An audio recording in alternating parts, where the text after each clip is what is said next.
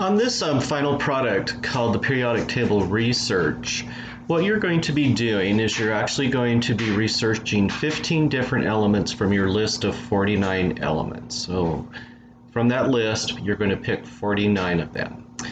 Out of that list of 49, you are going to have 5 metals, 5 non-metals, and 1 metalloid that you will research. If you add that up, that's only 11. So then you will have 4 other ones that you will pick. They could be metals, they could be non-metals, or more metalloids. I've given you a reference tool here. This is an online link to a periodic table that when you open it, you'll see that it gives you quite a bit of information, and it's all digital. So you can just click across, select an element, say like lithium. It will give you a bunch of physical properties of the element, like melting point, boiling point. You can actually click on the name lithium and open up.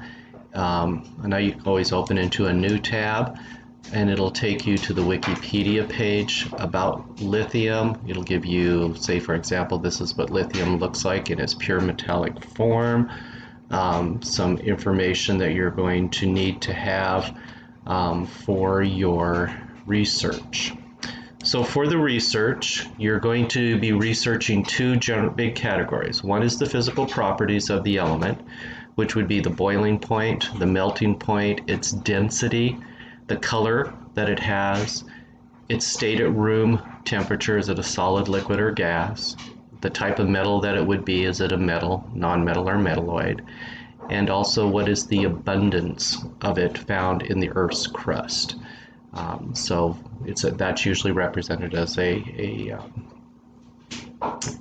percentage. Then you will also be finding some general information. For example, the one thing I'm most interested in is where did we get the symbol lithium Li? Where is it derived from? What language did lithium come from? What does it mean in that language? And then I also want to know some general uses for the element as to what you will find. Is it industrial use? And if it is, what is it used for? Is it in a medical use? If it is, what is it used for? All of that will require you to do some research online. Where you're going to do this research will be on the page below, which is the data table. And this seems to be the part that a lot of students have issues with. So I'm going to go through and I'm going to work out an example, and I'm going to use lithium as my example since that's what I've been talking about. So you can, up here in this box, you want to type the name of the element, and I'm going to also include its symbol, Li. And then you'll notice that this section here is called physical properties. And the one thing you're going to have here is a photo of the element in its pure natural form. So what I've done, you can go to the dynamic table. I'm selecting lithium, and to get to the Wikipedia site, just hover over the name lithium. You'll see it's hyperlinked, and I just open it into a new tab so that it pops up, and you can see that it gives me a picture here of lithium. This is what lithium looks like, and I'm just going to save that image. Okay, and where I'll save it, of course, is to my computer. I always put it in a picture file, and I'll put it into this folder that says elements.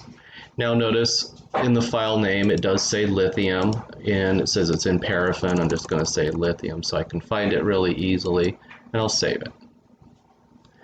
Then on my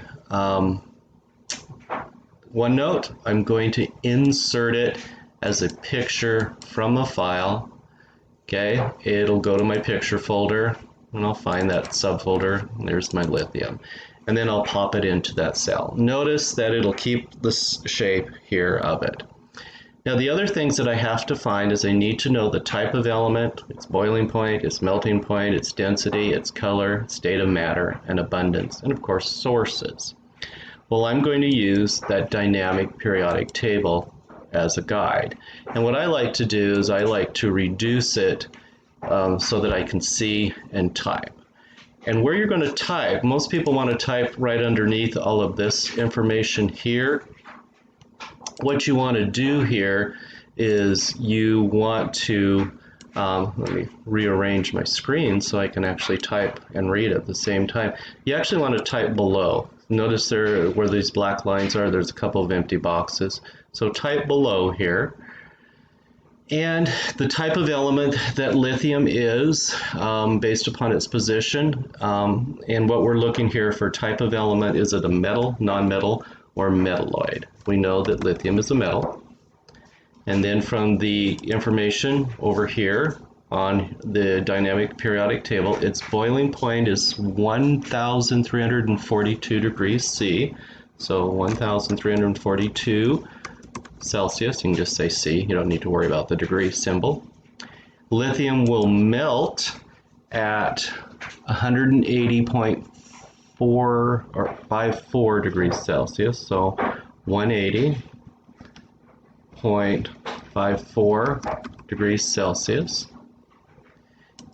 We note here, that you'll have to scroll down, that it has a density of 535 kilograms per meter squared. So that would be 535 kilograms per meter, and I just say 2, like that.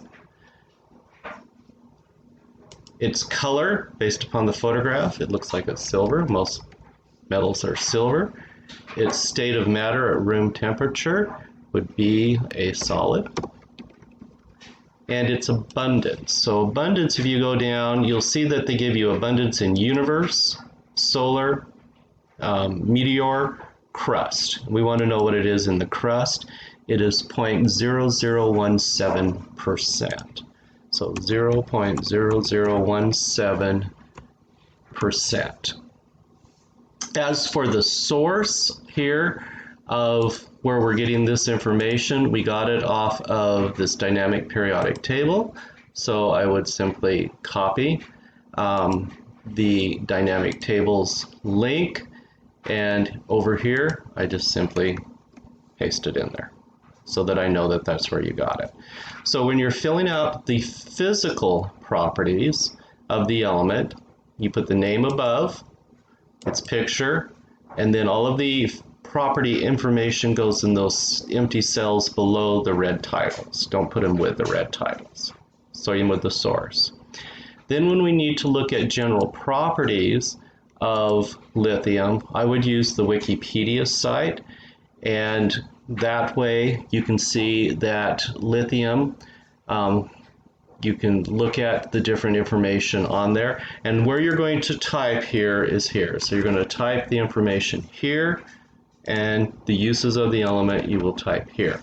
The rest of this over here, all of these cells below, just leave blank.